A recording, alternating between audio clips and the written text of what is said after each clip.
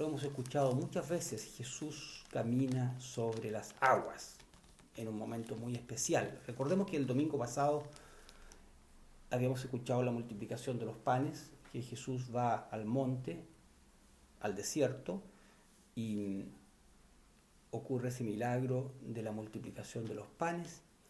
Y ahora el paso siguiente es que termina ese día y le dice a los discípulos: ahora ustedes váyanse a la casa. Y los manda en la barca. Y parten los discípulos en la barca, pero sin Jesús. Jesús se queda orando en el desierto, porque a eso había ido, porque estaba acongojado por la muerte de Juan y se queda allí meditando y rezando. Entonces no va de vuelta con los discípulos.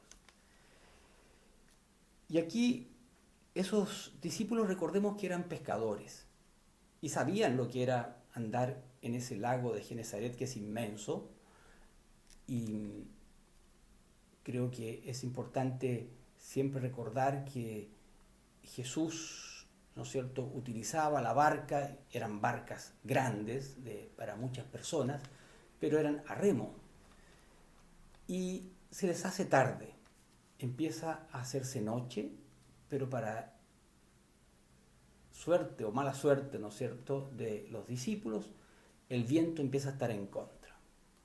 Ya eso los asusta, no sé, todos los que hemos andado en bote alguna vez, cuando hay viento en contra, cuando hay oscuridad, uno empieza a asustarse. Y ocurre que en esa mitad de la noche, en oscuridad, con viento en contra, con, ¿no es cierto?, movimiento de la barca, les entra el miedo. Ya el solo hecho de andar en la noche tiene que haber sido motivo de miedo, pero les entra un miedo de verdadero.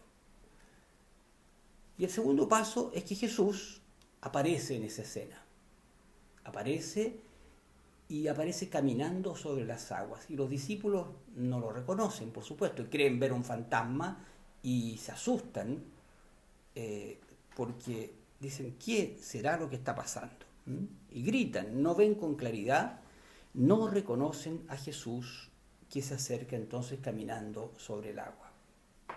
Y aquí viene un diálogo muy bonito, que es lo que quisiéramos retener, ese diálogo de Jesús con los discípulos, especialmente con Pedro. Jesús se acerca y les dice: ánimo, no se asusten, soy yo. Les anima a tranquilizarse. Es como una voz de alivio para ellos, entonces, reconocemos esa voz, es alguien conocido. Entonces Pedro, inmediatamente, que es siempre el primero en responder, dice: si eres tú, Jesús, mándame a ir a ti sobre las aguas. Un acto de fe. Yo creo en ti, yo creo en tu poder, no creo en mi fuerza humana, no creo en mi naturaleza, creo en ti. Si eres tú, mándame ir allí, dice Pedro. Y Jesús lo llama, entonces le dice: ven a mí. Y Jesús empieza a caminar sobre el agua. Ese primer momento es muy lindo porque es un momento de fe.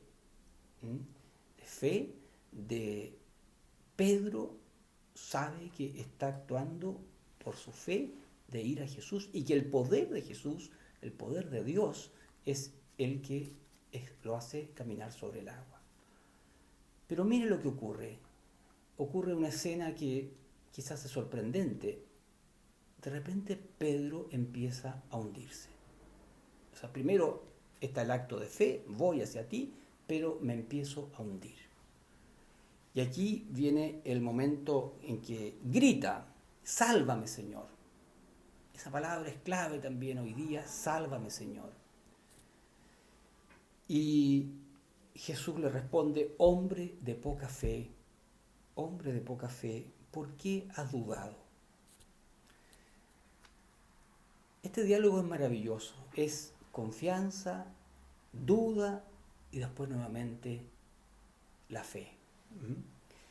Jesús muchas veces dijo: tengan tranquilidad, no tengan miedo y sean hombres de fe. Muchas veces lo dijo a lo largo de su vida: no tengan miedo, sean hombres de fe.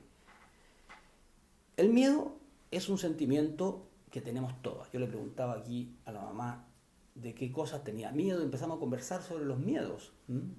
Y aquí ocurre una escena de miedo. Y todos nosotros, un sentimiento que es natural. Nadie puede decir yo no tengo miedo, porque es un sentimiento muy inherente al hombre, a la mujer, a todos. Entonces, yo creo que nos podríamos preguntar esto que le pasó a los discípulos, que nos pasa a todos nosotros por nuestros miedos. Yo creo que hay una escena que a mí me recuerda siempre cuando un niño empieza a caminar y lo lanzan de un lado a los brazos de su mamá o de su papá, y el niño siempre se lanza sabiendo con confianza que va a llegar a los brazos del papá. Y lo mira. Han llegado muchas veces videos de niños que están aprendiendo a caminar y que siempre miran a los ojos del papá o de la mamá que lo está esperando en la otra parte. Pero cuando dejan de mirar al papá y a la mamá, les entra la duda, les entra el miedo y se caen. Y eso le pasó a Pedro. En el fondo dejó de mirar a Jesús y de repente dudó y se empezó a hundir. Y ahí Jesús lo saca del agua. El miedo que nos ocurre a nosotros cuando decimos cuáles son los miedos. El principal creo que es el miedo a la muerte. Y de la muerte se derivan un montón de cosas, las enfermedades. En este tiempo del COVID, ¿cuánta gente debe tener miedo a la muerte porque tiene a alguien enfermo? Acaban de avisar que en uno de nuestros hogares hay varios niños que se contagiaron, y también personal de la casa. Significa encierro, cuarentena, y a uno le entra miedo también. Pucha, ¿cómo cuidarlos lo mejor posible? Los papás, los abuelos, todos pensamos en nuestros padres, en nuestros adultos mayores, el miedo a que se nos enfermen. Pero también hay otros miedos, el miedo concreto a la oscuridad, por ejemplo. Yo cuando chico le tenía miedo a la oscuridad. Vivíamos en el campo y la oscuridad era algo que nos causaba temor, desconfianza. El miedo también a cosas concretas como la falta de trabajo, a la pobreza, a quedarnos sin nada. Cuando vemos estas colas de gente sacando el 10%, ¿no es cierto?, de su pensión, es porque tienen miedo de quedarse sin nada. Entonces, tenemos miedo en muchas cosas. A veces el miedo significa miedo a la destrucción de la honra de una persona, a que mi familia sea mirada de tal o cual forma, y tapamos la vida real, ¿no es cierto?, tratando de que nadie se fije en las pequeñeces también de nosotros. Y frente al miedo, ¿qué es lo que viene? La fe. O desde el momento de ese hundimiento, como tiene Pedro, ¿no es cierto?, viene la fe. Señor, ayúdame. Muchas veces nosotros, en un terremoto que estamos acostumbrados en Chile, decimos, Señor, ayúdame. En un incendio, Señor, ayúdame. En un hijo enfermo, Señor, ayúdame. Señor, sálvanos. Es decir, pareciera que la fe es como la respuesta natural también a ese miedo que sentimos. ¿Por qué? Porque nos damos cuenta que no basta nuestra fuerza humana. No basta. No basta nuestra fuerza humana para asegurar nada.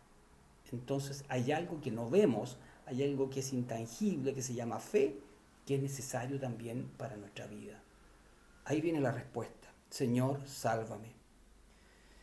La invitación hoy día es muy concreta. Jesús nos dice, sean hombres de mucha fe.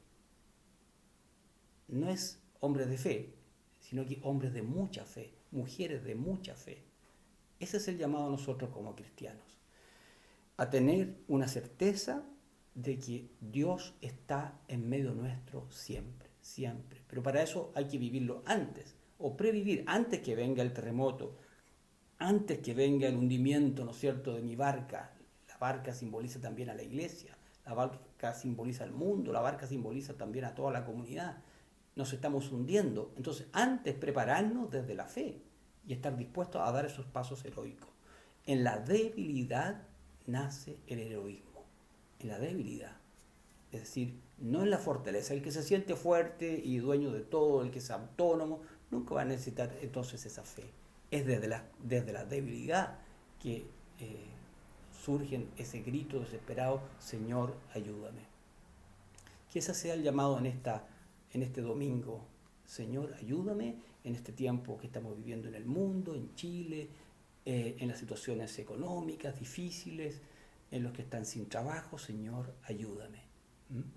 Que sea desde lo más profundo: Señor, sálvame también, sálvame de mi pecado, de mirar hacia atrás permanentemente, ayúdame a mirar hacia adelante. Que la invitación de Jesús entonces a ser hombres y mujeres de fe sea tan concreta, ¿no es cierto?, que todo lo que nos está pasando lo podamos poner allí a la luz de la fe. Que así sea.